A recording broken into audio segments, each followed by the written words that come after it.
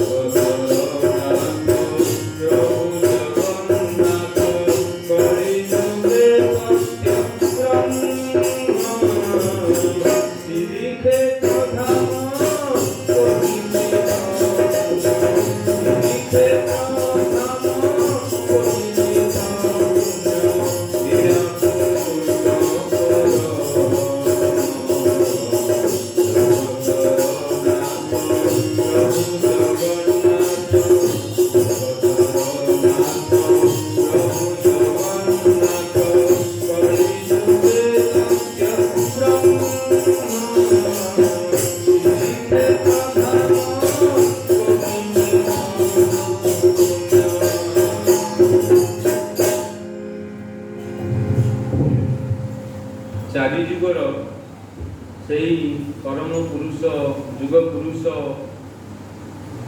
ପ୍ରଭୁଙ୍କର ଯେଉଁ ମହିମା ବ୍ୟାଖ୍ୟା ଏହି ଭଜନଟି ଗାନ କରାଗଲା, ସେଇ ଶ୍ରୀକ୍ଷେତ୍ରବାସୀ ସେଇ ପ୍ରଭୁ ସମ୍ପୂର୍ଣ୍ଣ ଏହି ବିଶ୍ୱ ବ୍ରହ୍ମାଣ୍ଡର ଯେ ମାଲିକ, ଯାହାକୁ କଳିଯୁଗରେ ଆମେ ଜଗନ୍ନାଥ ସ୍ୱାମୀ ନୟନ ପଥଗାମୀ ଭବତୁମେ ବୋଲି କହୁ, ସେଇ ଭବସାଗରରୁ ପାରି କରିବା ପାଇଁ ସେହି କଳିଯୁଗରେ ତାଙ୍କର ଲୀଳା, ତାଙ୍କରି ଆଗମନ ହେଇଛି ଧରା ପରେ।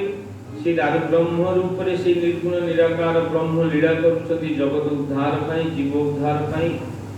ଆମେ ତାଙ୍କରି ଶରଣରେ ଯିବାର ଅଛି, ତାଙ୍କର ନାମ ଗୁଣ କୀର୍ତ୍ତନ ଭଜିବାର ଅଛି, ମଜିବାର ଅଛି।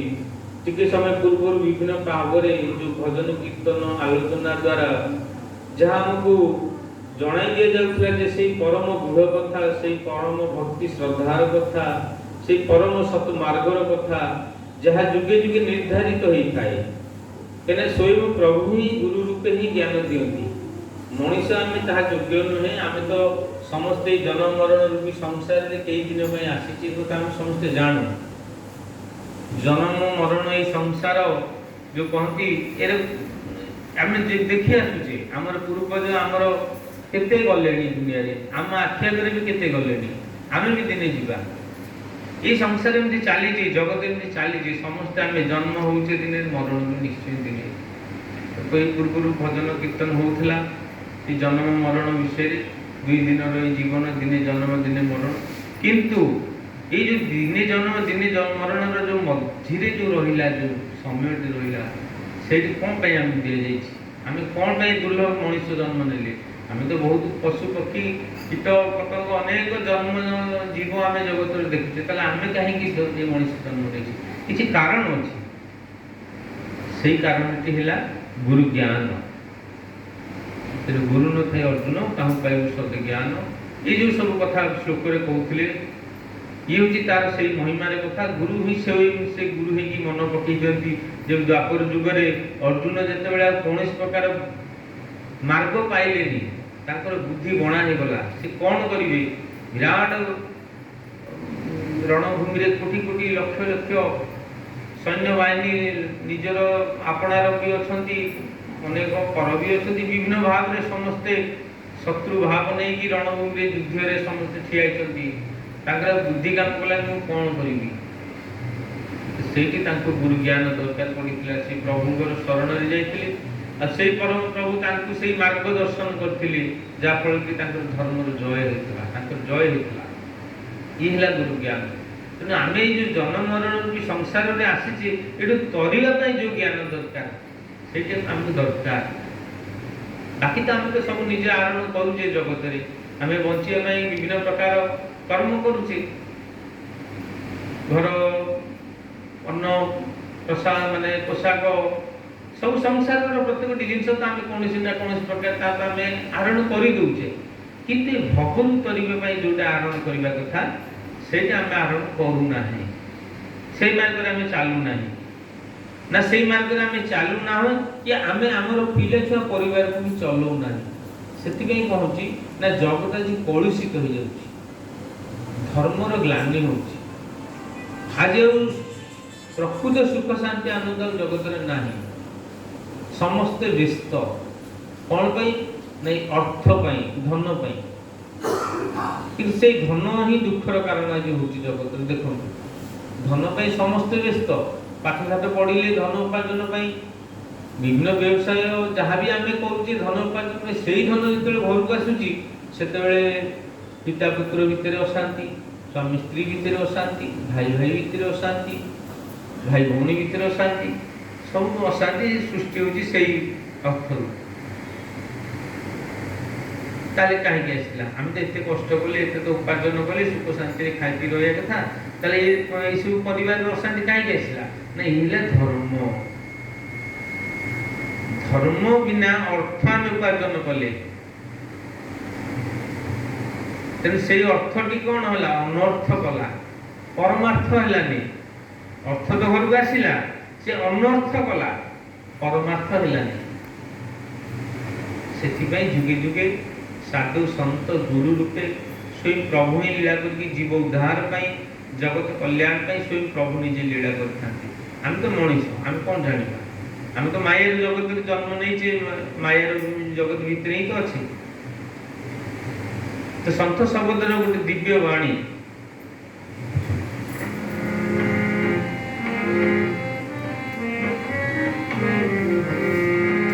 जन्म मरण सत्यवाणी जान, सत्य एका भगवान।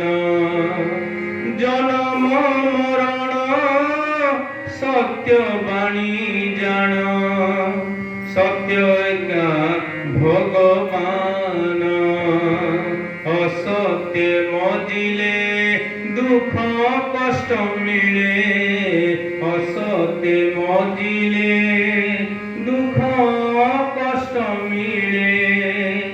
बांधिले काल जम, बांधिले काल जम।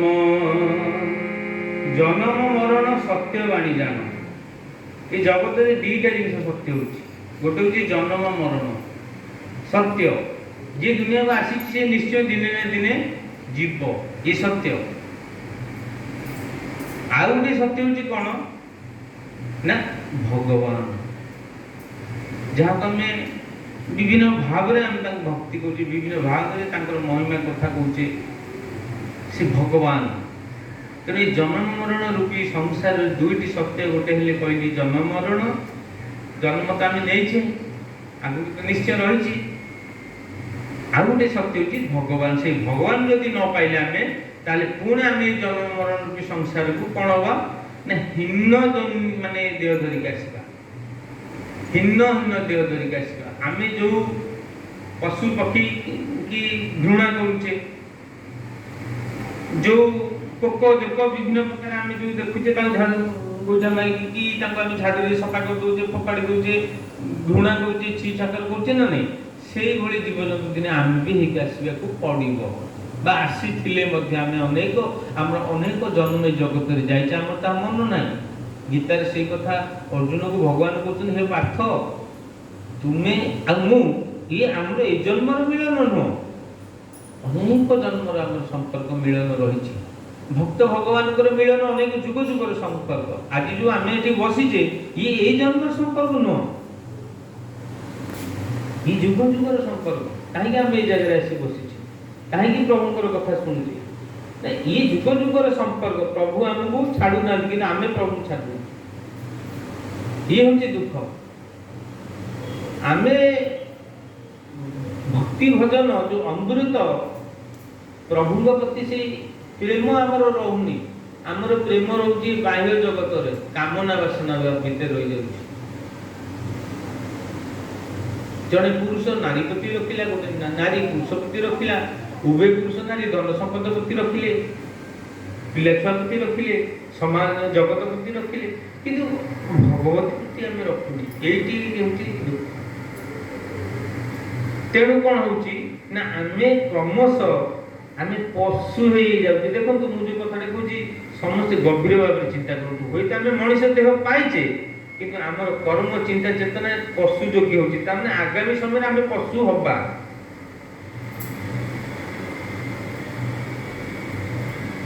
उच्च चिंता संपन्न जदि मोर आसीजीव ताले आम भगवत प्राप्ति हवा।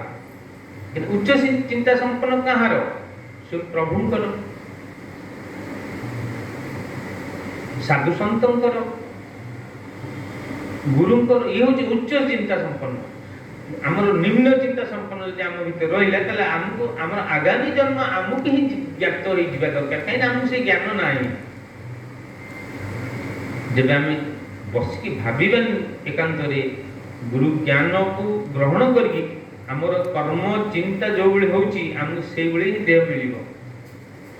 तेणु आमर चिंता जे को भाई होची सब निम्न मान निम्न चिंता निम्न चिंता आसूची, महत चिंता आसुना। महत कर्म प्रति आम तत्पर ना, भक्ति भजन प्रति तत्पर ना, नाम जप प्रति तत्पर ना, साधु संघ प्रति तत्पर ना।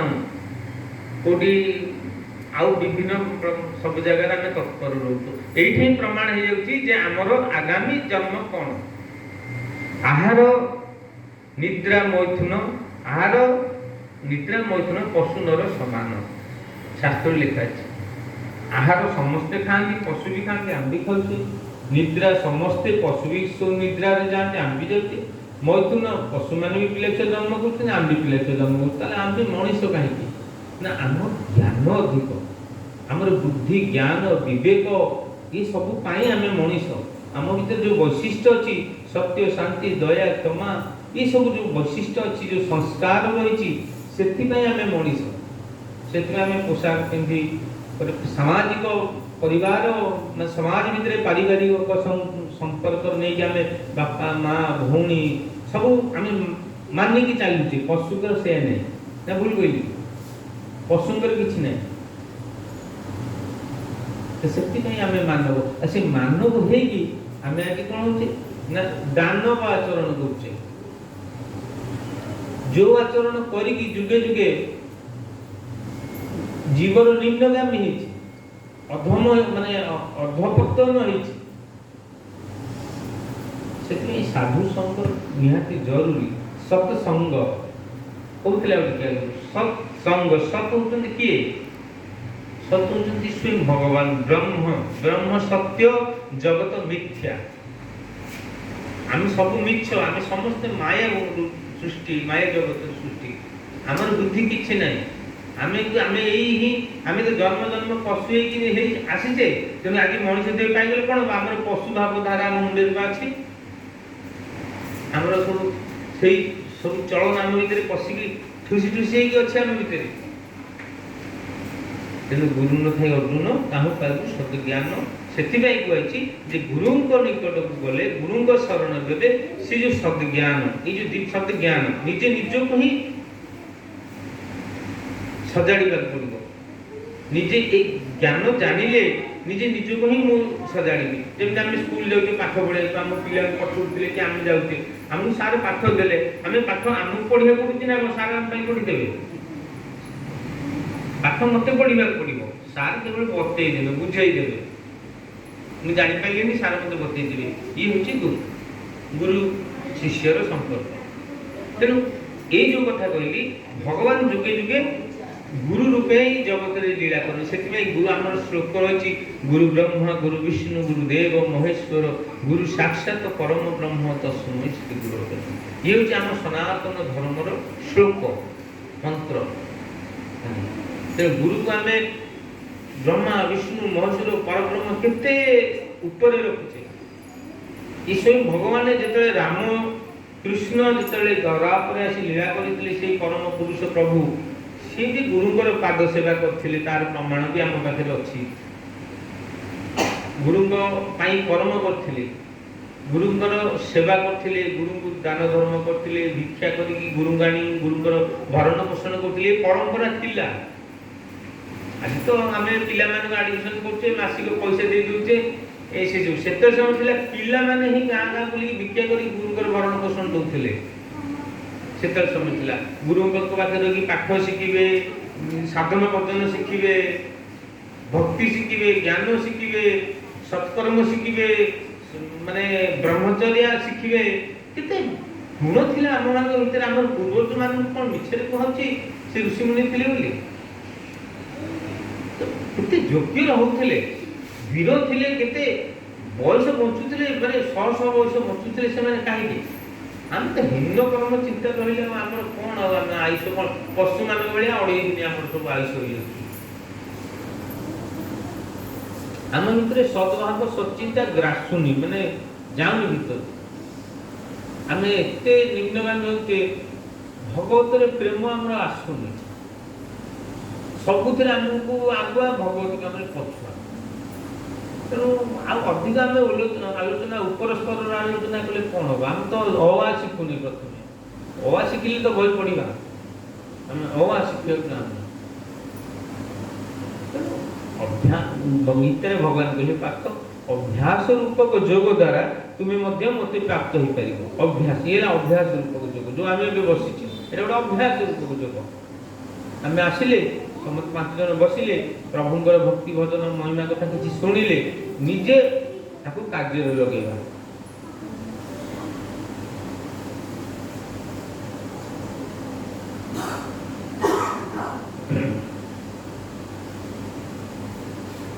ଆମର ଶାସ୍ତ୍ରରେ ପ୍ରମାଣ ଅଛି, ଗୀତାରେ ପ୍ରମାଣ ଅଛି, ବିଭିନ୍ନ ପ୍ରକାର ଜ୍ଞାନୀ ବିଦ୍ୱାନ ମାନେ ମଧ୍ୟ ପ୍ରମାଣ କରୁଛନ୍ତି ଯଜ୍ଞର କଥା।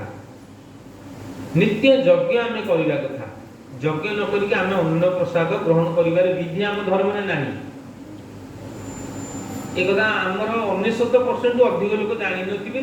ଯେଉଁମାନଙ୍କୁ କି ବୟସର ଅନ୍ତିମ ପର୍ଯ୍ୟାୟରେ ପହଞ୍ଚିଲେଣି ତାଙ୍କୁ ବି ପଚାରିଲେ ସେ କହିପାରିବେନି ତାହେଲେ ଯଜ୍ଞ କୋଉ ଯଜ୍ଞ କରିବା। ଯଜ୍ଞ ନ କଲେ ଆମ ସନାତନ ଧର୍ମ ହେଉଛି ଅନ୍ନ ପ୍ରସାଦ ଆମେ ଜଳ ବି ଗ୍ରହଣ କରିପାରିବାନି। ଇଏ ହେଉଛି ଆମର ପରମ୍ପରା। ଇଏ ଆମର ପୂର୍ବଜ ଋଷିମୁନି ମାନେ ଆମ ବଂଶଜ, ଆମେ ତାଙ୍କର ସନ୍ତାନ, ସେମାନେ ସେ ପରମ୍ପରା କରି ଆସୁଥିଲେ। କାଳକ୍ରମେ ଏ ପରମ୍ପରା ଯେବେ ନାଶ ହୋଇଗଲା, ସେବେ ଆମର ସବୁ ବୁଦ୍ଧି ଜ୍ଞାନ ବିବେକ ନାଶ ହୋଇଗଲା ଯେ ଆମେ ରାକ୍ଷସ ପଶୁ ଅସୁର ମାନେ ହୀନ ହୋଇଗଲେ। ଜଗତ ଆଜି ନଷ୍ଟଭ୍ରଷ୍ଟ। ତାହେଲେ ସେଟା କୋଉ ଯଜ୍ଞ କରୁଥିଲେ?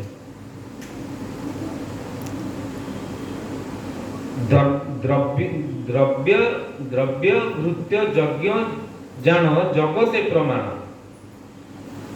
ଦ୍ରବ୍ୟ ଘୃତ୍ୟ ଘିଅ ବିଭିନ୍ନ ପ୍ରକାର ସାମଗ୍ରୀ ଦ୍ୱାରା ଆମେ ଯେଉଁ ସବୁ ଯଜ୍ଞ କରୁଛେ, ଅଗ୍ନିରେ ଇ କରି ସମର୍ପଣ କରିକି ବ୍ରାହ୍ମଣଙ୍କୁ ଡାକିକି, ଏ ଗୋଟେ ପ୍ରକାର ଯଜ୍ଞ। ଅନେକ ତାର ମଧ୍ୟ ଅନେକ ନାମ ଅଛି।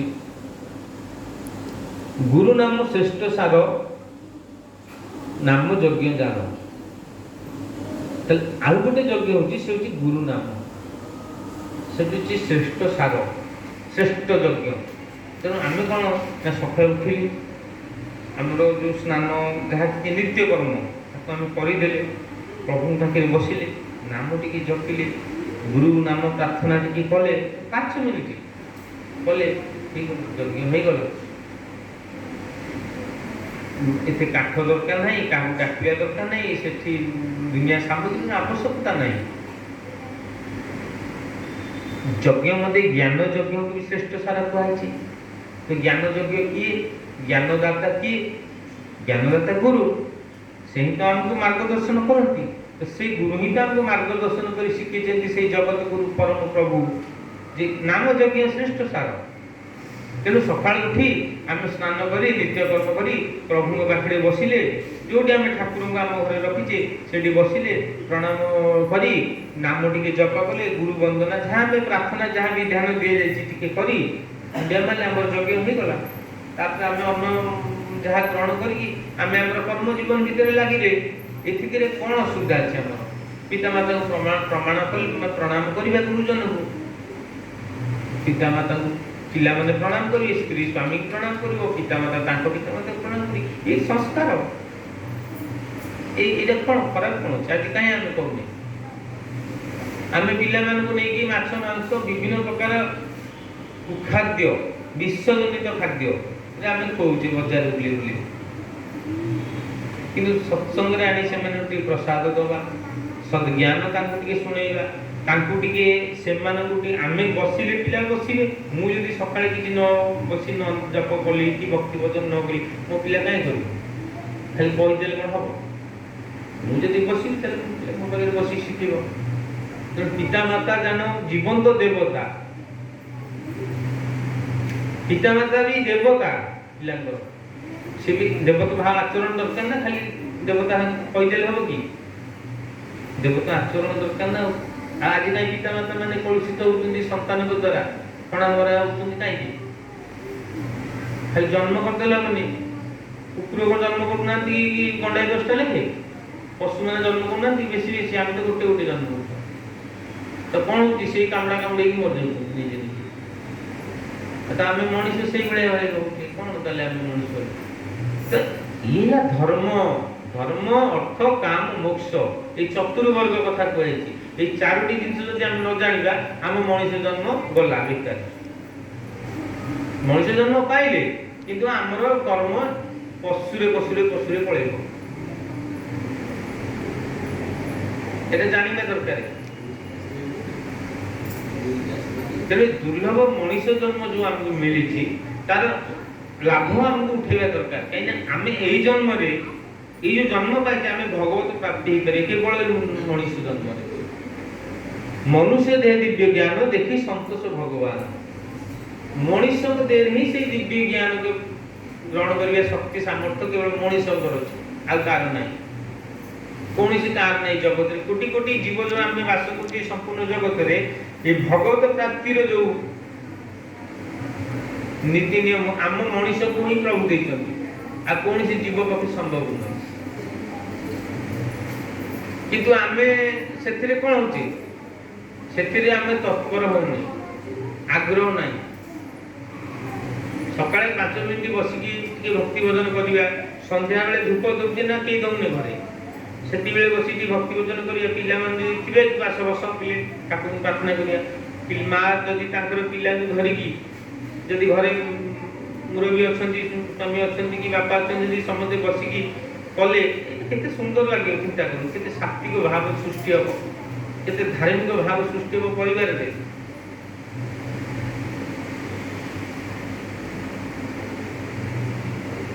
କହନ୍ତି ବୈକୁଣ୍ଠ ସମାନ ଅଟେ କଣ ଆମ ଘର, ପରସ୍ପର ଶ୍ରଦ୍ଧା ଯାଇ ଥାଏ ନିରନ୍ତର, ଗୋଟେ ବାଣୀ ଅଛି। ବୈକୁଣ୍ଠ କୋଉଟା? ଆମ ଘରଟାକୁ ଆମେ କରିବା ଦରକାର। ଆମ ଭିତରେ ଯଦି ସେ ଶ୍ରଦ୍ଧାଟା ରହିଲା ସମସ୍ତଙ୍କ ଭିତରେ, ତାହେଲେ ସେଟା ବୈକୁଣ୍ଠ ହବ। ଆଉ ସେ ଶ୍ରଦ୍ଧା ଆମ ଭିତରେ କାହିଁ ନାହିଁ ନା ଆମେ କ୍ରମଶଃ ନଷ୍ଟ ହେଇ ହେଇ ହେଇ ଆସିଛି ଆମର କେତେ ପିଢ଼ିରୁ। ମୁଁ କହୁନି ଯେ ଆମେ ଗୋଟିଏ ଥରକରେ ଏଇଠି ପଳେଇଛି, କେତେ ଜେନେରେସନରୁ କେତେ ବଂଶରୁ ଆମେ ନିମ୍ନଗାମୀ ହେଇ ହେଇ ଜଗତରେ ଆସିଲେଣି। ତେଣୁ ଆଜି ଆମେ ଆଉ କିଛି ଆମର ସେ ଭକ୍ତି ଭାବନା ଭଲ ମନ୍ଦ ଆଉ ଆମ ଭିତରେ ପଶୁନି। ଆମେ ଏକ ପ୍ରକାର ପଶୁଜନିତ ଆଚରଣ ଭିତରେ ଅଭ୍ୟସ୍ତ ହେଇଗଲେଣି। ସକାଳୁ ଉଠିଲେ ଯାହା ସ୍ୱାଦ ପାଟିକି ଲାଗିଲା ଖାଦ୍ୟ ଭଲ ମନ୍ଦ ଚିନ୍ତା ଆମେ କରିପାରୁନି, କୋଉଟା ଭଲ ଖାଦ୍ୟ, କୋଉଟା ଆମ ପିଲାଙ୍କୁ ଦେବା ଉଚିତ, କୋଉଟା ଆମେ ଖାଇବା ଉଚିତ, ଆମେ ଆଉ ସେଟା ଭାବୁନି। ଯାହା ମିଳିଲେ ଖାଇଦେଲେ ପିଇଦେଲେ, ଏଇଭଳି ସବୁ କରିକି ଆମେ ସବୁ ଆଜି ଅସଜଡ଼ା ହେଇଯାଇଛି। ଆମର ମସ୍ତିଷ୍କ ଚିନ୍ତାଧାରା ସବୁ ଅସଜଡ଼ା ହେଇଯାଇଛି। ତାକୁ ସଜାଡ଼ିବ କିଏ? ମୋର ଦୋଷ ତ୍ରୁଟି ଭୁଲଟାକୁ ସଜାଡ଼ିବ କିଏ? ଗୁରୁ ମତେ ମାର୍ଗଦର୍ଶନ ଦେବେ, କିନ୍ତୁ ସଜାଡ଼ିବାକୁ ମତେ ହିଁ ପଡ଼ିବ। ଭଗବାନ ଦୟା କୃପା କରି ଗୁରୁଙ୍କ ଦ୍ୱାରା ମତେ ଜ୍ଞାନ ଦେବେ, କିନ୍ତୁ ସେ ଜ୍ଞାନକୁ ଗ୍ରହଣ କରିକି ମୋର ଦିନଚର୍ଯ୍ୟା କରିବାର ଦାୟିତ୍ୱ ମୋର ନା। ମୋ ଲାଗି କିଏ କରିଦେଲେ କଣ ମୋର ହେଇଯିବ? ଏବେ ମତେ ଯିଏ ଯେତେ ଭଲ ପାଉ, ମୋ ଲାଗି କିଏ ଯଦି ଖାଇଦବ ମୋ ପେଟ ପୁରିବ କି? ଦୁନିଆରେ ଯିଏ ଯାହାର ଯେତେ ପ୍ରିୟ ହେଇଥାଉ, ଯେତେ ଆତ୍ମୀୟ ହେଇଥାଉ, କିଏ ଖାଇଲେ ଆଉ ଜଣଙ୍କର ପେଟ ପୁରିବ କି? ଆଉ ପୁରିବନି ତ ତାହେଲେ କେମିତି? ତେଣୁ ନିଜର କର୍ମ ନିଜକୁ ହିଁ କରିବାକୁ ପଡ଼ିବ, ଆଉ ନିଜ ହିଁ ସେ ଫଳ ମିଳିବ। ମୁଁ ଯେବେ ଦୁନିଆକୁ ଆସିଛି ମୋର କଲ୍ୟାଣ ସାଧନ ମୋତେ ହିଁ କରିବାକୁ ପଡ଼ିବ। କିଛି ପରିବାର ଅଛନ୍ତି, ମୁଁ କହିଲେ ସେ କହିବେ ଘରେ ମିସେସ୍ ପୁରା ଏକଦମ ପ୍ରାର୍ଥନା କରୁଛନ୍ତି, ଇଏ କରୁଛନ୍ତି। ଆରେ ମିସେସ୍ କଲେ କଣ ହେଲା? ତମର ପରିବାର ଅଛି ନା ନାହିଁ? ମିସେସ୍ କରିବି ସେ ତାଙ୍କ ପୁଣ୍ୟ ନେଇକି ତାଙ୍କ ଜାଗାକୁ ସେ ଯିବେ।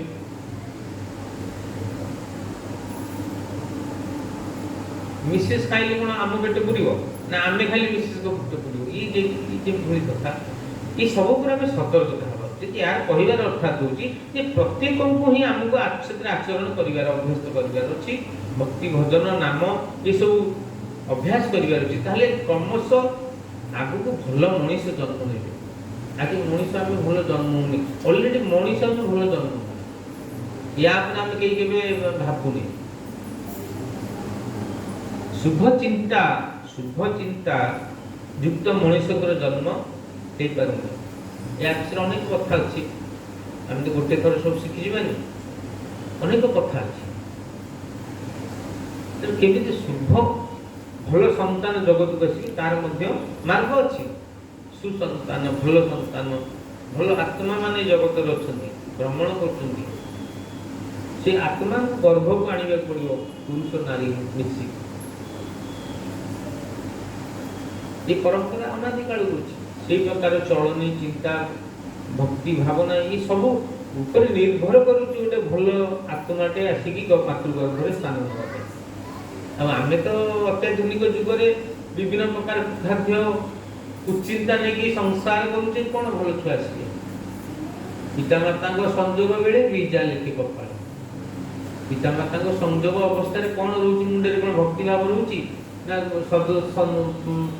ସୁସନ୍ତାନ ଆଣିବାର ଚିନ୍ତାଧାରା ରହୁଛି? ନା ଭୋଗ ବିଳାସର ଚିନ୍ତା ରହୁଛି। ସେଥିରେ କ'ଣ ଆସିବ? ତେଣୁ ଅନେକ ଜିନିଷ ଅଛି ଶିଖିବାକୁ, ତାହା ଆମେ ଶିଖୁନେ। ଆଉ ଶିଖୁନେ ବୋଲି ଆମ କାର୍ଯ୍ୟ ଲାଗୁନି, କାର୍ଯ୍ୟ ଲାଗୁନି ବୋଲି ଫଳ ପାଉନି। ତେଣୁ ଯୁଗେ ଯୁଗେ ଯେବେ ଧର୍ମ ଗ୍ଲାନି ହୁଏ, ସେବେ ସ୍ୱୟଂ ପରମ ପୁରୁଷ ସେ ପୁଣି ଜଗତ ଉଦ୍ଧାର ପାଇଁ ଗୋଟେ ମାର୍ଗଦର୍ଶନ କରନ୍ତି, ଗୋଟେ ନୀତି ନିୟମ, ଗୋଟେ ଧାରା ଦିଅନ୍ତି, ଯାହାକି ପରମ ଅକ୍ଷର ବ୍ରହ୍ମ ସନାତନ ସନ୍ଥ ଶବଦ ନାମରେ ଲୀଳା ଅନୁଷ୍ଠାନଟେ ଆଜି ପ୍ରଭୁ କରିଛନ୍ତି। କ'ଣ ପାଇଁ କରିଛନ୍ତି? ନା ଏଇ ଜୀବ ଉଦ୍ଧାର ପାଇଁ, ଜୀବ ଜଗତ ଉଦ୍ଧାର କଲ୍ୟାଣ ପାଇଁ। ଯଦି ଆମେ ଶରଣରେ ଯିବା, ତାହେଲେ ଆମର ପରିବାର, ଆମର ପିଲା ଛୁଆ, ଆମର ଭବିଷ୍ୟତ ଉଜ୍ଜଳ ହେବ। ଯଦି ନ ଯିବା, ବିନାଶ ତ ଆଗରେ ଅପେକ୍ଷା କରିକି ଅଛି।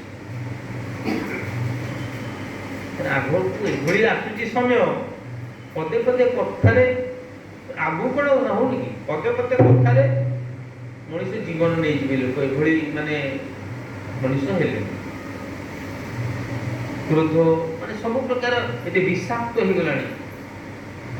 ଆଉ ବିପଦ ତ ଆମେ କହିପାରିବାନି, ପ୍ରତି ମାନେ ମୁହୂର୍ତ୍ତକେ ବିପଦ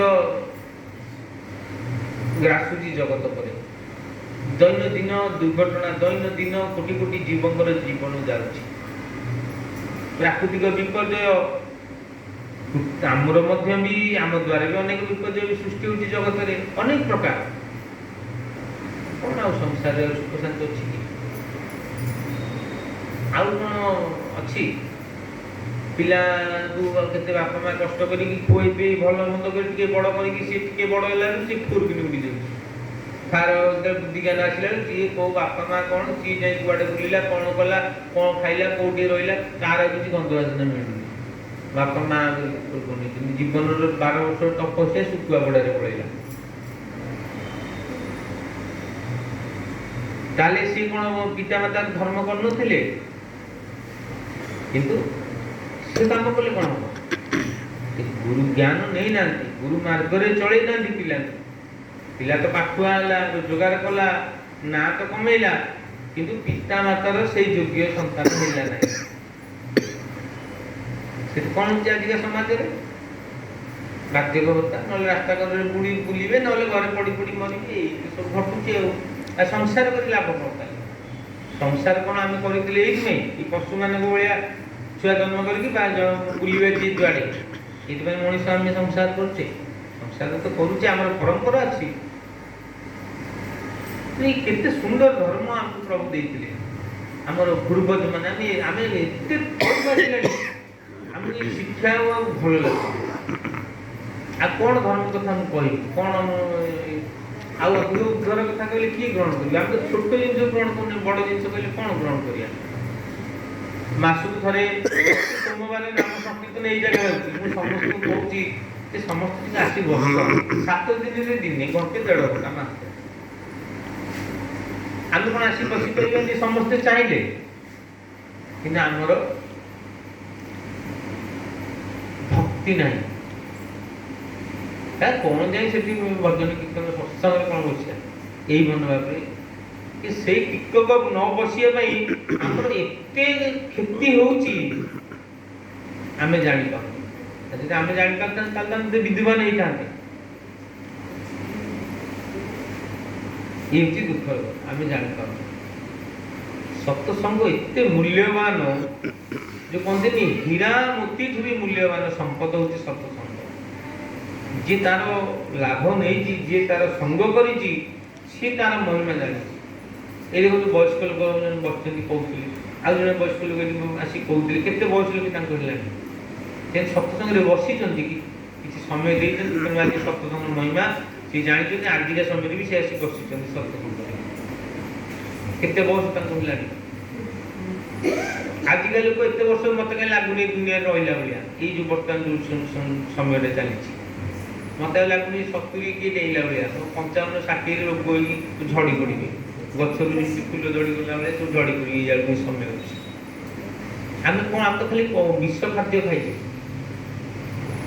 आम कौन भल खाद्य खाइले आम पिला कौन भल खाद्य देले खाद्य भल मंद कौन से ज्ञान भी आम हर बसुचे आ कि ना खाली पैसा पैसा पैसा माने पैसा पछे पागल समस्ते बहुत जाक पागल कि से पैसार लाभ आम उठे पाने से पैसा ही घर परिवार दुख कारण हो पैसा दुख देता पैसा रोजगार लाभ कौन जिते पैसा रोजगार नाला आमर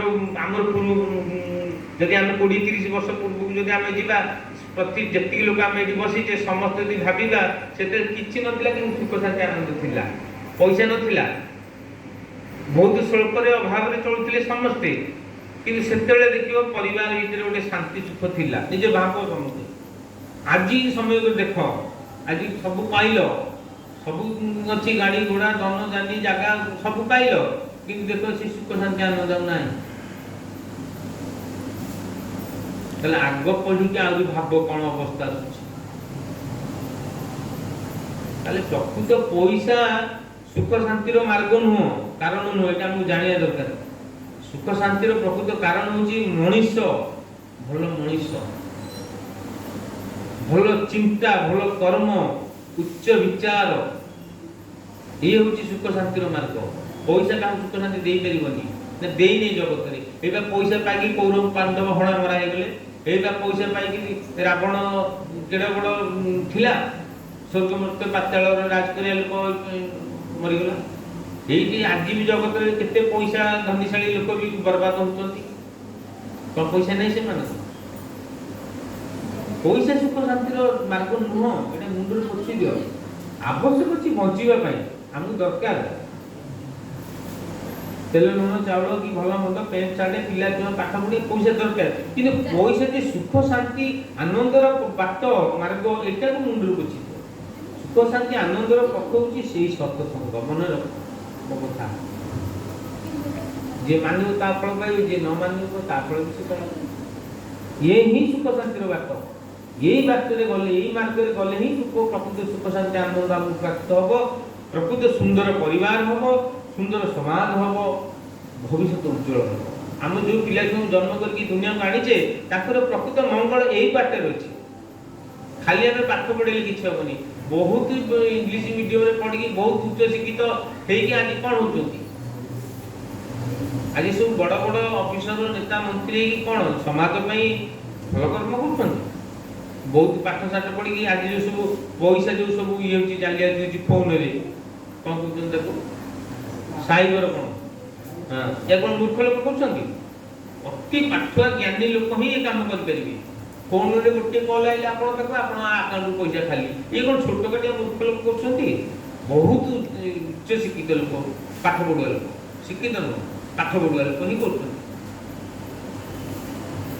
आज ये क्षेपणास्त्र आज आम सब गतई देश मानिक बहुत पाठ साठ पढ़ी सब विभिन्न क्षेपणास्त्र जो सब आम सब रखीचे अणु परमाणु सब बोमा जिते फुटवा अवस्था कौन सब जलिबा आम ये बही धूआं बाजिगले सब रक्त मांस झड़ी मांस सब मरण को आम जो प्रस्तुत कर रखीचे निजे निज ध्वंस कर खाद्य तो विश्व खाद्य खाद्य आम कौन करते विश्व आम पिला से विश्व ही दौचे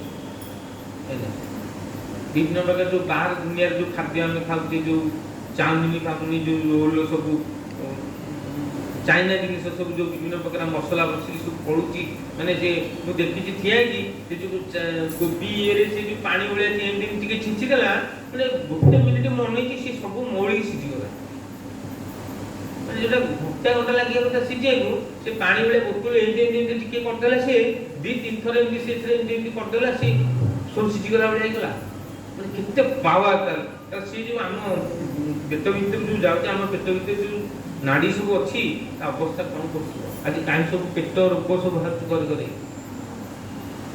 कहीं गैस्ट्रिक 1000 प्रकार स्टोन କ୍ୟାନ୍ସର ବହୁତ ପ୍ରକାର ରୋଗ କାହିଁ କୋଉ କାରଣ ଆମେ ସବୁ ଏଇସବୁ ଖାଦ୍ୟ ଖାଇ କରୁଛେ। ଆମ ପିଲାମାନଙ୍କୁ ସତର୍କ ଇପି ମ୍ୟାଗି ଚାଉମିନ ରୋଲ ଉପରେ ଆଜି ଆଉ ସେ ଚୁଡ଼ା କଦଳୀ ସେ ଯୋଉ ଦେଶୀ ଖାଦ୍ୟ କାହିଁ ଆମେ ଦଉନେ ଆମ ପିଲାମାନଙ୍କୁ, ଆମେ ଖାଉନେ ସେଇଟା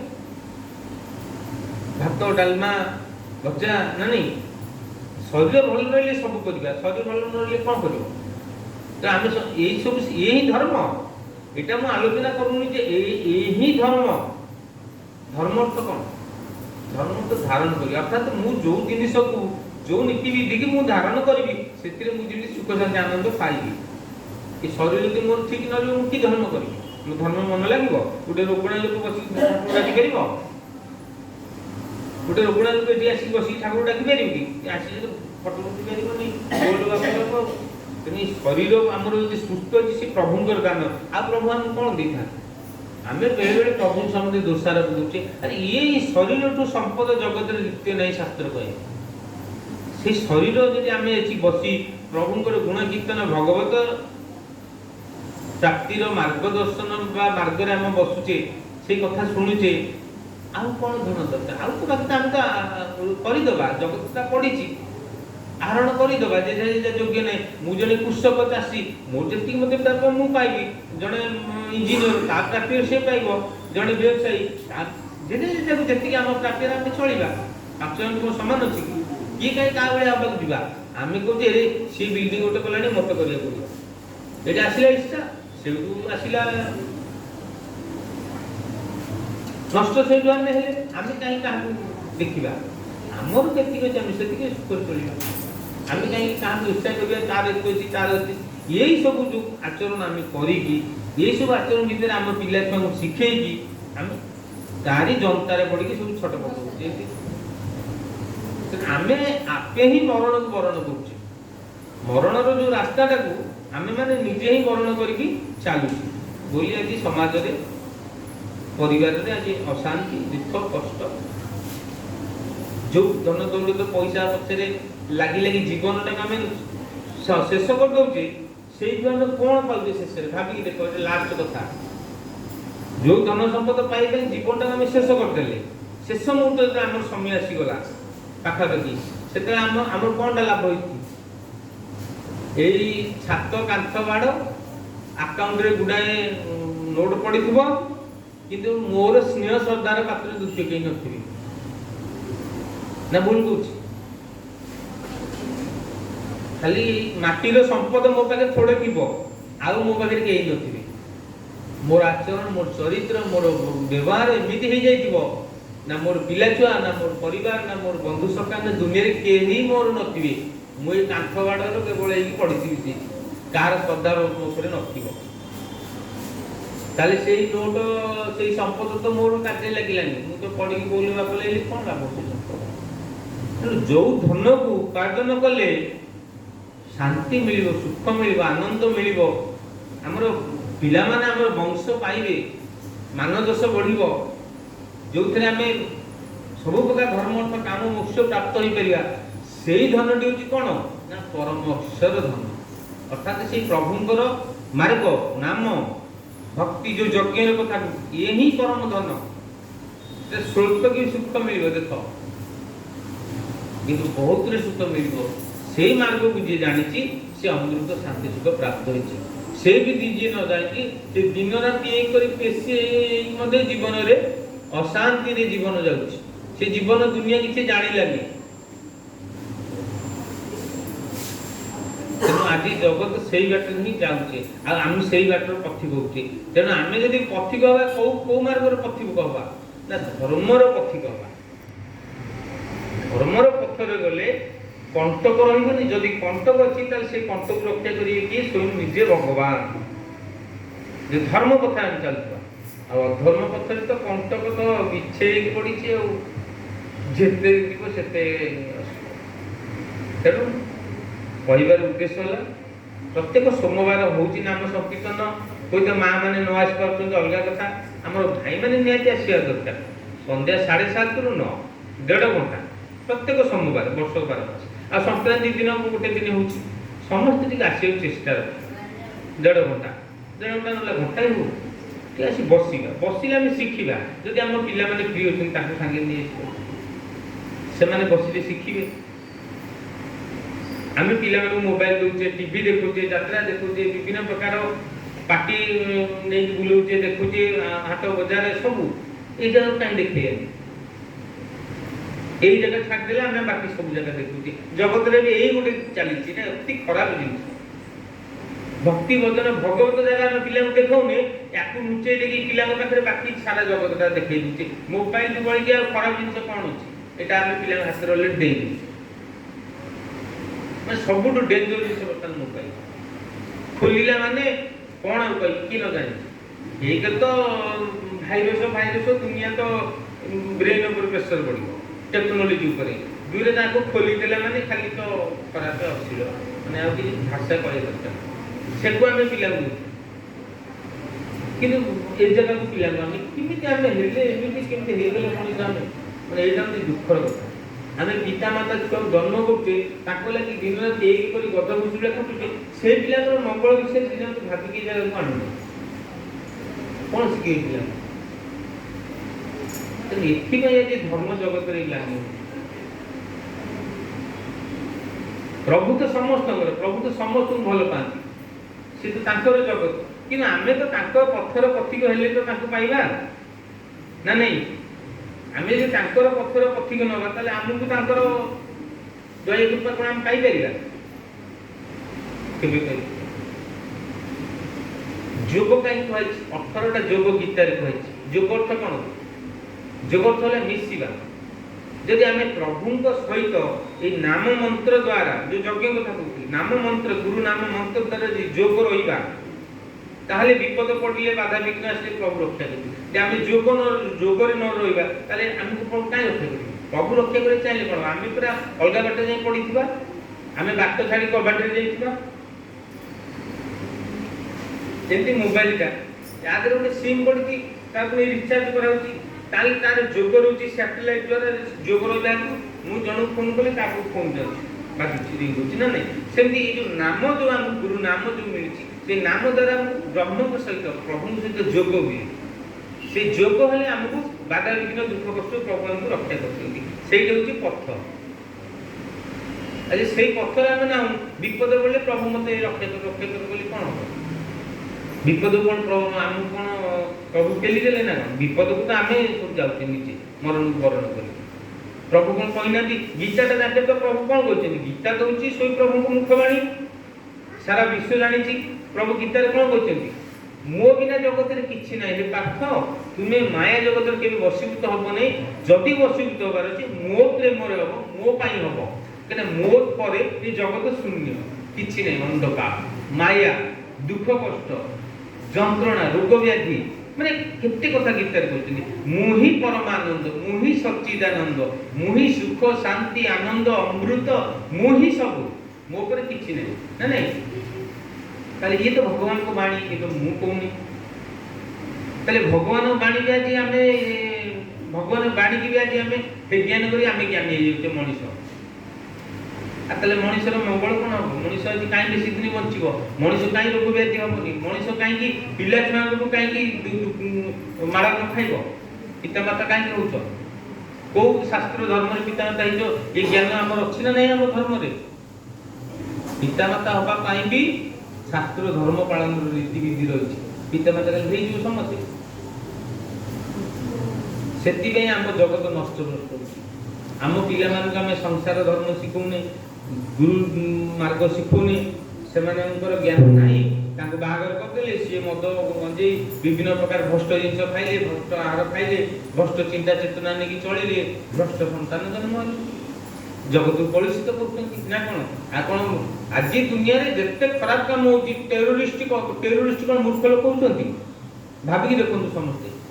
ଟେରୋରିଷ୍ଟ ଯେଉଁମାନେ ସବୁ ହଉଛନ୍ତି, ସେ ମୂର୍ଖ ଲୋକ କେବେ ଭାବୁଛନ୍ତି? ସବୁ ଉଚ୍ଚ ଶିକ୍ଷିତ ଜଗତରେ ଯେଉଁ ଆମେ କହୁଛେ ଏଜୁକେଟେଡ୍ ଯେଉଁ କହୁଛେ ନା ନାଇଁ, ଅତି ଉଚ୍ଚ ପାଠ ପଢ଼ିବା ପିଲାମାନେ ହିଁ ଆଜି ନଷ୍ଟ ଜଗତରେ ହଉଛନ୍ତି।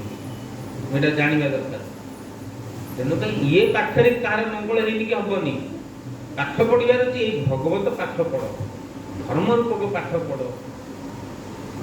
ତେଣୁ ଯେତେ କହନ୍ତିନି, ଯେତେ ଜ୍ଞାନ ଅଛି शब्द ज्ञान होची श्रेष्ठ ज्ञान विज्ञान पर गोटे ज्ञान अछि ज्ञान वाला जगत रे हमें जानिले विज्ञान जहां में আজি विज्ञान युग कहउचे আজি तापर गोटे जिनिस अछि कोनटा सेट होची शब्द ज्ञान तेणु से गीता रे कहले गुरु नथाय अर्जुन काहु पाइबो शब्द ज्ञान बिना ज्ञान विज्ञान सब फेल मारबो आज फेल भी मार देउते छी शब्द ज्ञान पाखरे ज्ञान विज्ञान भी फेल मारबो हमार जीवे छी को हजार हजार वर्ष तले ऋषि मुनि माने ग्रह नक्षत्र कथा कहि जाइथिले ना सेते को विज्ञान थिला आज विज्ञान से देखिला पर कोची रे बाबा सेमान तले कोन न जानथि की प्रकार मंदिर गढिथिले को ज्ञान विज्ञान थिला को साइंस टेक्नोलॉजी थिला की मंदिर सब गढिचंती सेमान देखिले केते भूमिकंप हेई जाय से लिखुआइछि ना नहीं ता चिंता करू तो आध्यात्मिक केते शक्ति अछि केते सामर्थ्य अछि आमे आज सब बुझी पारुना आमे से जिंसा मुंडे रे पसुनी तेणु समस्त मोर विशेष भाव में अनुरोध समस्त रेगुलर नीति आस सत्संग प्रत्येक सोमवार हूँ संक्रांति दिन माँ मैंने समस्ते मिसिक आस प्रत्येक सोमवार दिन भाई मैंने आस पिला टे आण सत्संग रुचि टे रख घरे नाम ध्यान प्रार्थना टे कर कर ना बहुत दुख कष्ट पाइब मो कथा मन पकेब आज न मन पड़ो समय आसो आगे लुड़ पड़ो भाव जन कहीं कहते पिला शिखाओ पितामाता हो पिला शिखाओ निजे कर भक्ति भजन मार्ग में चलो ना नहीं काले सुख शांति आनंद पाइब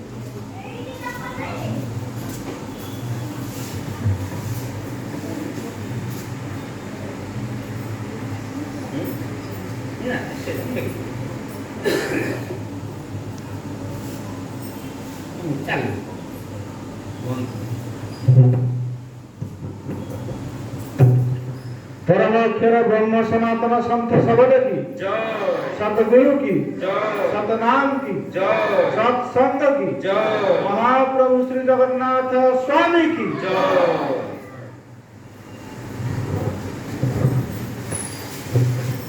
समस्ते